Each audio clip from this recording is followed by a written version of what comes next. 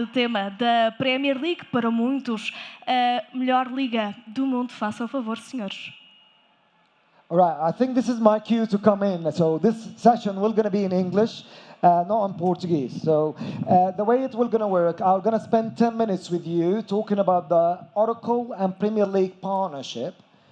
Then I'm going to invite Adrian Ford to talk about FDC. And then we're going to have a 25 minutes of panel discussion. My name is Amr Elrawi. I work for Oracle as a sports marketing director. Part of my role to look after the Premier League partnership and the Oracle Red Bull Racing partnership in the F1. My role is basically, well, let me tell you about this story. Most of my friends think this is how I spend my day and think this is my job. But in actual fact, what I do most of the time with our partners is implementing AI and machine learning models. Don't worry, I'm not going to go and explain that to you right now, but just give you an idea. What we do at Oracle with our partner is a very complex AI machine learning models, and we'll talk a little bit more about what do we do with those models. Sports, like many other industries, has been disrupted by tech, data, and innovation. Before joining Oracle, I used to work for the best football club in London. Can you guess which club is that? Give you a clue. It's a club that had the biggest stadium, Tottenham Hotspur. We were building the biggest stadium, and we had a sign in front of the stadium saying how many seats on it. 62,000 seats at some point. I came the next week, and I found this sign. It changed to 63,551 seats or something. I was just like, what's happening? Oh, Arsenal have added more seats into their stadium. So, but that stadium had a limited capacity. So, the data technology and innovation had enabled sports brands to reach out to global fans, and this has unlimited opportunities to monetize relationship and creating new revenue streams. From linear TV to second screen experience, OTT. One feed serving all audiences is not enough anymore. From a talent-based performance to data-driven performance. If you hear any of the athletes, they will talk about how they are able to analyze their performance and use data and actionable insights in order to improve performance. From a sponsorship to partnership, what Oracle is doing, in addition to amazing brand that we get and the exposure we get from the Premier League or Oracle Red Bull Racing and having our logo in the car, but my job as a partnership lead in those partnerships started when we signed the deal. Most of the other partners or sponsors, it's all about the sticker on the car or the shirt. Oracle is not about that. It's all about the technology that enabled those partners to be successful. The Premier League, how many are Premier League fans here in the room? Fantastic, excellent. So, had great clubs and great coaches, the best coaches in the world. And definitely the best players. A lot of them coming from Portugal for sure. And creating amazing stories. I mean, thanks God, Oracle AI and machine learning doesn't have to predict who will going to win the Premier League, because that would going to be difficult. Again, the Leicester story winning the Premier League is one of the most amazing stories. One of the greatest things, and again, some of that stories go since 1992. And last season, when Manchester City won the league, every single position in the last week was up for grab. And that's what makes the Premier League is one of the most watched league in the world after the World Cup, which is going to come in this weekend. But the World Cup happens every 4 years. The amount of exposure the Premier League gives to Oracle branding is amazing. With amazing players like Mo Salah Bernardo Silva and the amount of countries that are watching, not only through the broadcast, but even through the digital channels. And that's why when the Premier League were looking for a tech partner, they were looking for a tech partner that are able to help them across different areas of technology. Oracle is the only technology partner that are able to help sports brands in the tech infrastructure layer and data science layer, using AI, machine learning models, blockchains, and what have you, as well as the enterprise application layer, fan experience, ERP, HCM. There is no technology partner able to help sports brands across those two areas. Last season, we have introduced 3 match insights. Average possession, which is hopefully you have heard in the video showing you how the team are set up when they have the ball or when they are defending and when they are attacking. The win probability, which is calculating the chances of a team to win, draw, or lose a game. And then the goal threat based on what's happening in the last 10 minutes of the game. Oracle is part of the Premier League operation, in the most critical part of the business operation of the Premier League. In addition to what you see in the broadcasters in the top left-hand side, where our match insight appear in the broadcast feed, but equally as well after the game with the social media posts analyzing what happened in the game. Not only that, we equally as well introduced this season 2 new data-driven awards. And we're going to talk about those in a second. But equally as well, we have migrated 1.8 petabyte of data, all the Premier League footages, into Oracle Cloud. And let's see a video about this.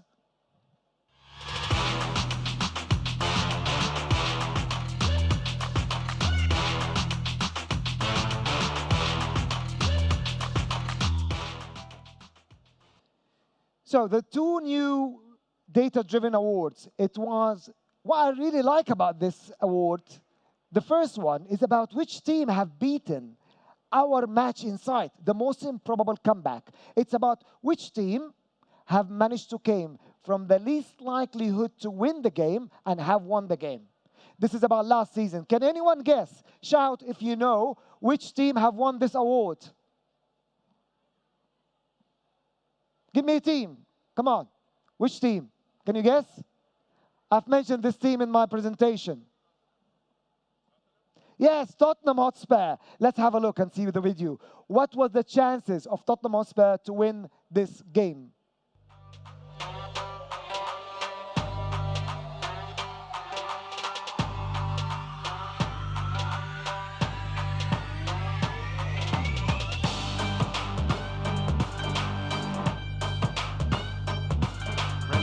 Collective breath. Ryan and Burmo keeps his man.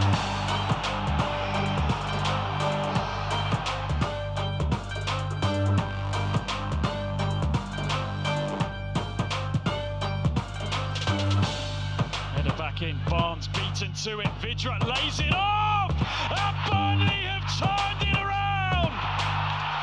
Josh Brownhill.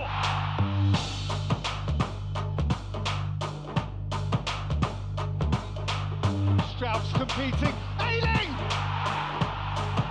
This is transformational! This is sensational! This is...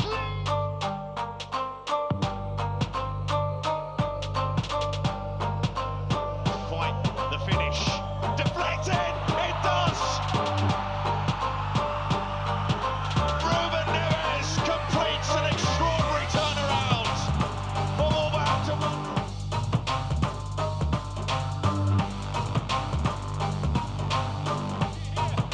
Steven Bergwijn wins it! Astonishing stuff!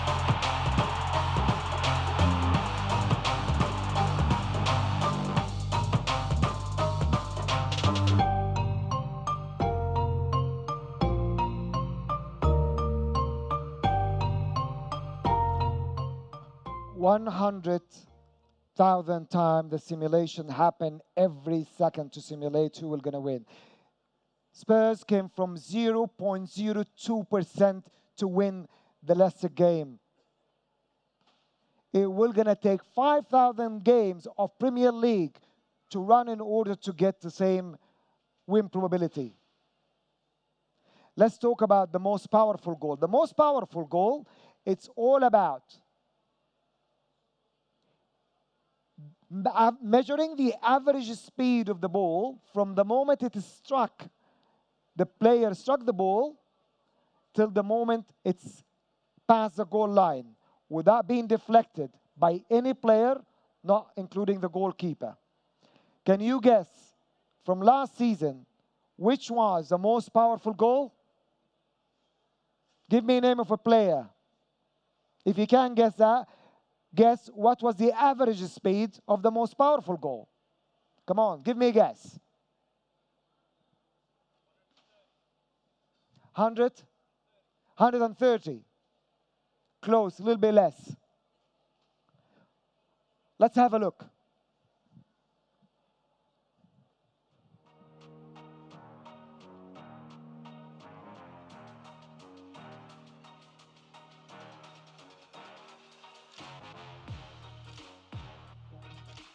Effectively and legitimately. De Bruyne.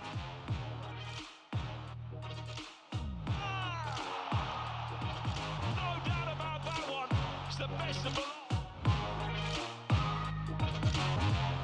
Madison. It's a good ball in as well. Chance for Tielemans. Oh, what a strike from Yuri Tielemans.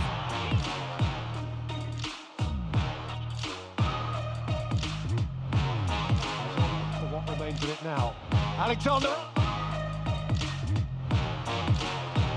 Wow! Oh, my goodness me. He has nailed that.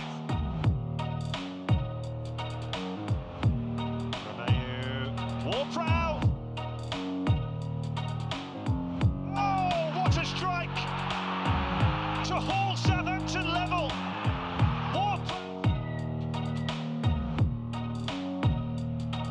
And he says no. Fernandinho. What a strike. Fabulous by Fernandinho. That's put the...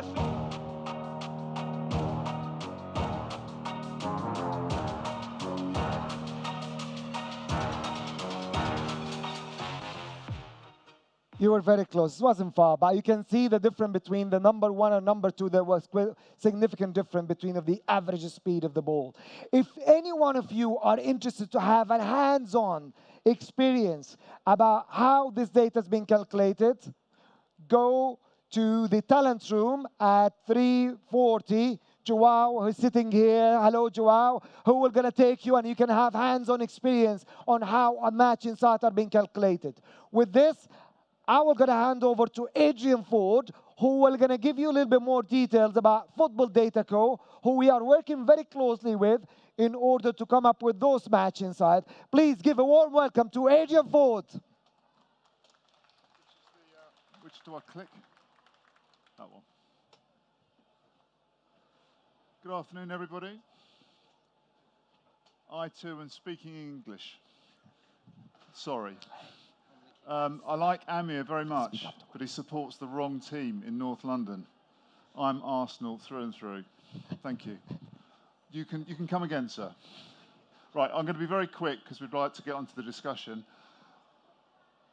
Futebol DataCo, who are we? Basically, we are owned by the Premier League and also the English Football League, and all the data rights from the leagues are basically sat in Futebol DataCo. Match data rights. We're not talking fan, we're talking match data rights. We've been around for about 20 years, and we cover around about 5,000 fixtures a season. So we are, if you like, a special purpose vehicle for data. We were formed because back in 2000, the view was that data could be quite important. Maybe it was a commercial driver, so it needed to be managed separately from other rights, not least of all because collecting data is not easy, it's quite expensive, so it made sense to pull all the matches from the UK in one place to get economies of scale. So what do?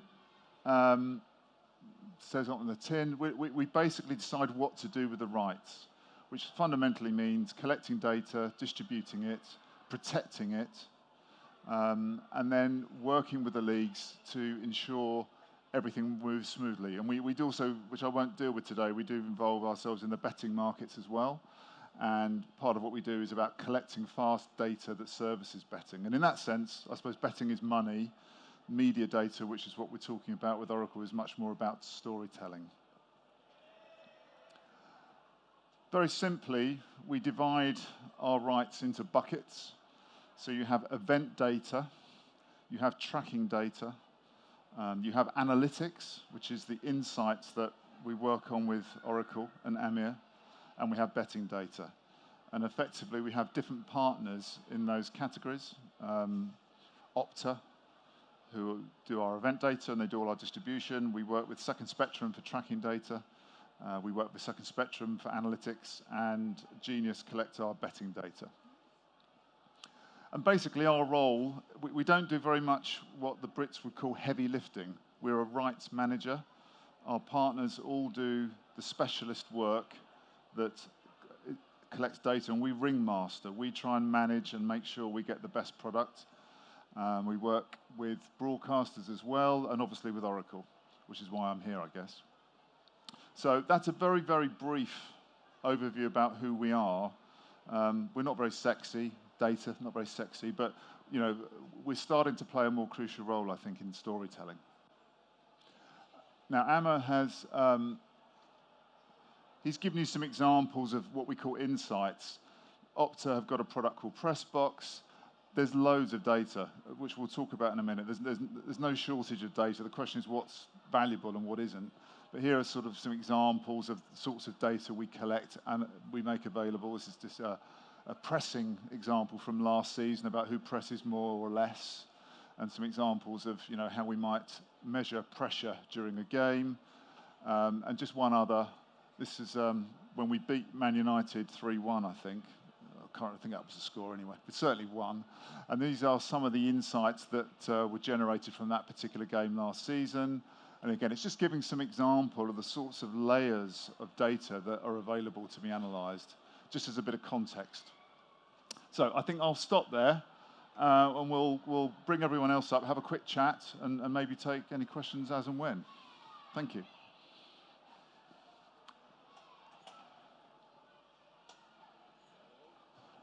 Is this on? Yes. Do you want to move the slide on? Hello. Good afternoon. I'm Portuguese. I will drive this conversation in English, asking some of the questions that are burning my head. I'm Emanuel Moreira. I'm the cloud engineer, director for Oracle Portugal, and I'm a huge fan of football. And I'm one of those guys that feels almost physically sick when my team doesn't play well, or well, at least this year it's always going fine. But my first question, Adrian, this is super interesting. Is all of this data also available for the actual fans and supporters, as well as for the clubs themselves to use them and get that insights? Well, the clubs, definitely. Yeah. We'd like to think we procure and collect the best data. That is made available to all the clubs. They decide to do with it what they want in terms of their performance management. Certainly the tracking data, I think, is very important, and they use that with their own data teams, specialist companies, to analyse their performance, their tactics. So absolutely, the clubs get all this data. In terms of the fans, that they do, but because we go through our partners, it's how our partners distribute that data and how it gets to market will determine how the fans consume it. Okay. But for example, if you went on PremierLeague.com, there's a kind of query engine, and there's all sorts of facts and figures that you can get about teams and players, etc. So yes, it is available.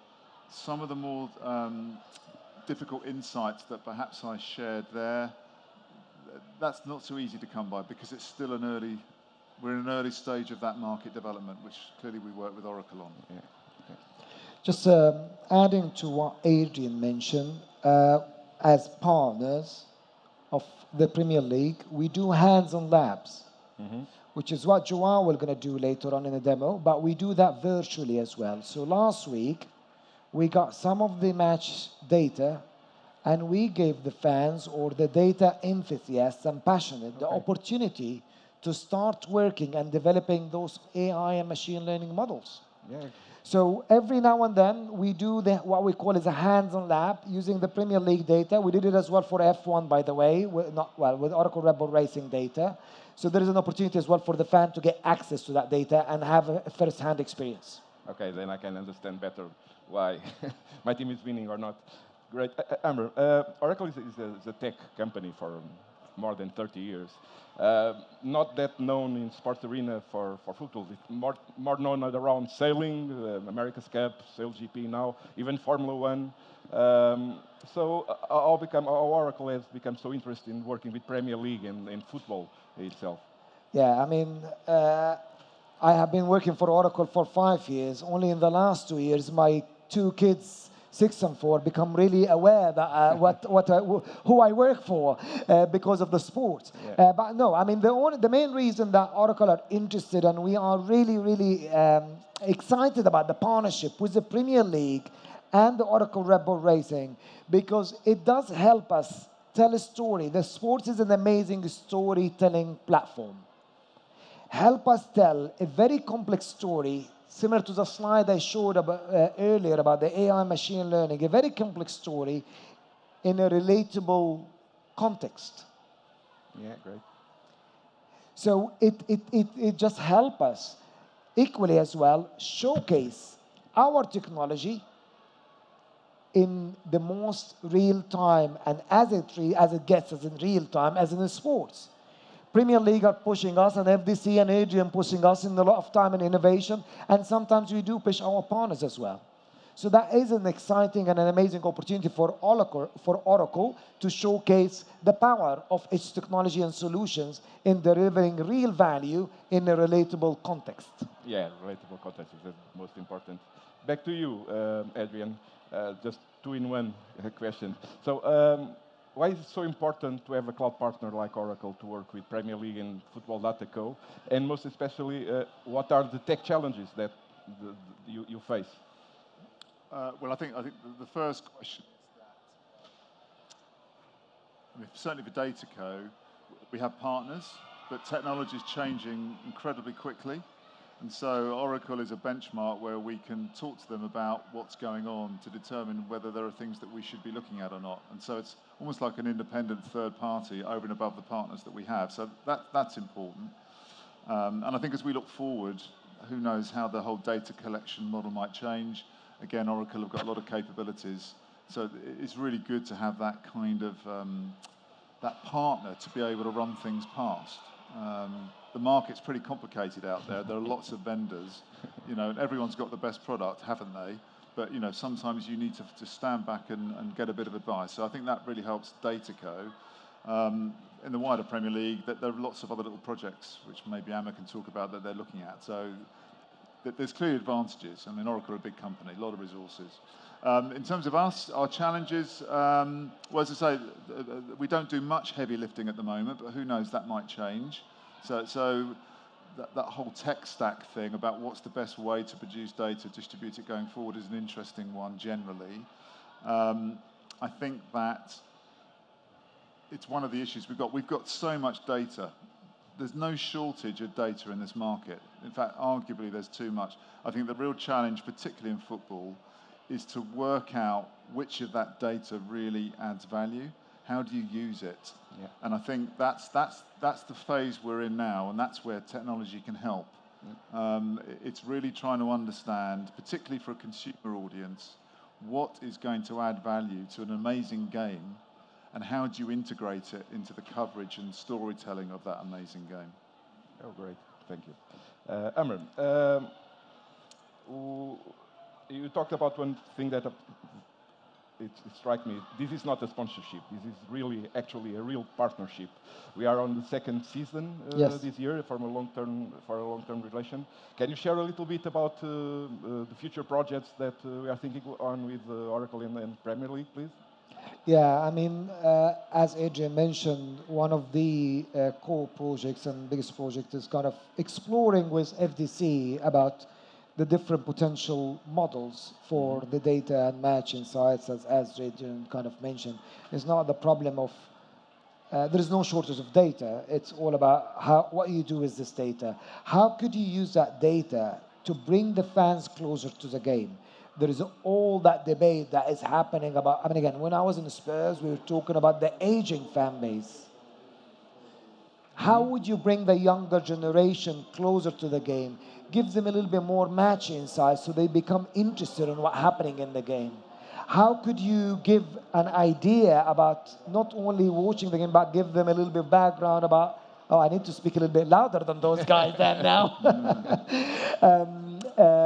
So all that kind of piece of work where we're working very closely with Adrian is one of the very interesting projects.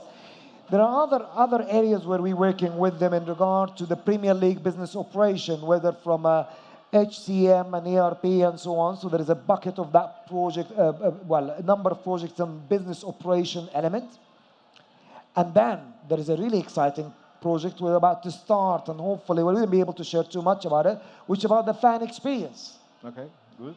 Premier League have billions of fans around the world. How are you able to personalize that experience to every single fan based on which club they support, where they're coming from, what age they are, who they are, and personalizing that experience will gonna take a little bit of a challenge. So we're working with them, we start working with them on the fan experience.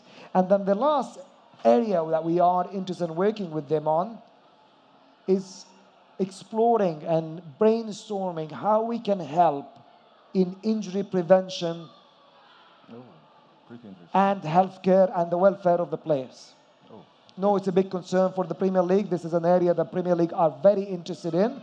So we are working, again, as some of you probably know, Oracle have made a big kind of acquisition for a Cerner company, which is a big healthcare company. So Oracle have a really good knowledge and expertise right now in healthcare, and we're going to start working with the Premier League on bringing that experience and knowledge into football. Oh, wonderful. That's really... And then the last one I wouldn't be able to talk too much about is the esports. So again, esports is another area where we are looking in terms of how could we work with the Premier League, EA as their partner as well, in order to do a joint project. Right, my kids so a lot of exciting, very busy, gonna be very busy year for us. My kids will also understand what I'm doing then. Yes. Adrian, on this note of the future, what is for you the match insight, future evolution? What do you think about that? Well, I think I sort of echo the sort of macro environment that Amir presented. You know, you've got a younger generation who consume content in a different way to an old fart like me. We need to be able to cater for those. And I think they're very data literate. Lots of other sports have lots of data, and so they're used to consuming it via fantasy football, via other sports. So I think that the challenge is, as I've said before, we've got lots of data. How do we create snackable data that's going to be very, very illuminating for the younger generation? How does that fit into the way that football is going to be covered? Perhaps not just in full game mode, but in short game mode. So that I think that's a big challenge, which I think all of football's got. Not just us, but you know we're part of that ecosystem. So that's exciting, but I don't think we have all the answers yet, quite frankly. And that's the exciting bit, I guess. Yeah. I think purely from an operational point of view, which is not the sort of B2C bit, but on a B2B basis. Machine learning, artificial intelligence opens up some very interesting opportunities for the way data is collected and distributed. You know, we have this term auto-eventing, so you're using effectively the event data that is very manually collected today. Maybe that could be collected automatically off video feeds or off tracking data feeds. That opens up some interesting opportunities, not just to save money, but to then focus resources on how can we add value to that data. So that's an area that I think we're particularly interested in. All in all, you can't get away from the fact that technology is driving lots of activity in sport, and data is one of them. So we have to try and figure out how to harness that, how to make it work for us. And we're at the start of that journey. We're by no means at the end of it. And that's, again, plays to the fact you need a good technical partner to help you. So this weekend we are starting the World Cup. So what can we expect? Well, in the World Cup? The World Cup, around data first? Well, I was because we already know Elrawi will win this year, so... I could confidently predict England won't win the World Cup, if that's any help to anyone out there. I have no confidence at all whatsoever. I mean, we talked to FIFA. FIFA have got some fairly significant data projects and initiatives ongoing. So I think we can see that they've announced that they're going to promote 11 key metrics as part of their coverage. So I think it'd be very interesting to see how they introduce and incorporate these metrics into the whole narrative of the World Cup. I'm trying to think what the metrics were. There are various passing metrics. There's a team, a bit like we do actually. There's a team shape metric. There's a number of times teams have been in the final third. So there are lots of interesting things that I think FIFA could do, which we should look out for. And obviously on the officiating side, they're experimenting, or not experimenting, they have experimented. They are deploying a new virtual automated offside technology, which, for example, uses a chip in the ball. Oh, finally. So I think from a data point of view and an officiating point of view, the world's waiting to see how that potentially speeds up officiating decisions. So I think that's going to be interesting. So actually, yeah, I think the World Cup's got a lot to offer. I'm not a data nerd, please, but for people who are interested in data, I think it is interesting to see how they're going to deploy it. Yes. I think if I may add, one of the things that, as Adrian mentioned, will be very interesting to see how those 11 match inside will be introduced. Because the debate that we always have, you need match inside that enhance the experience. It's not about adding insight for the sake of adding insight. What I mean by this, when we discuss, we have a lot of ideas about what you could just add into the feed in terms of match insights. But there are some match insights which you can present during the live game, and that has to be very easy for the fans to understand. Some match insights a little bit complicated, like the average possession, that only appear in between the half or at the end of the game, so in the breaks. And then there are other match insights that maybe need the studio analysis to explain what does it means and how does it explain how the game is played. And that will going to be very interesting to see with the introduction of those 11 matches. I mean, I think that's, and this is probably everyone in this has an interest in the audience would get this. You know, football's a brilliant game, but it's actually very difficult to populate with data in the live. You know, by definition, it's fast. There are very few breaks, so it's a very challenging sport to introduce data on. And in fact, I think probably in the long run, you talk about what are we interested in. I think the second screen world of broadcast and commentary, that's actually going to be where you get real innovation in data, because I think there's a limit to what you can do, as Amir said, in that live environment, because it's such a brilliant dynamic game. You don't want to spoil it by too much, so you have to be very careful. Yeah, I really understand. We are finishing, just one last question, time for one last question for you, Amr. So what is the future for sports in terms of this type of data and taking that?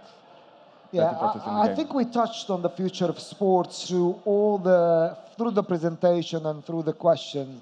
I mean, there are, as we say, there are a number of areas that we're going to be, has been already started disruptions, right? It's how you cater for those global fans. And again, as I mentioned about the fan experience, when we say engage the global fans, it's not about just showing them the game.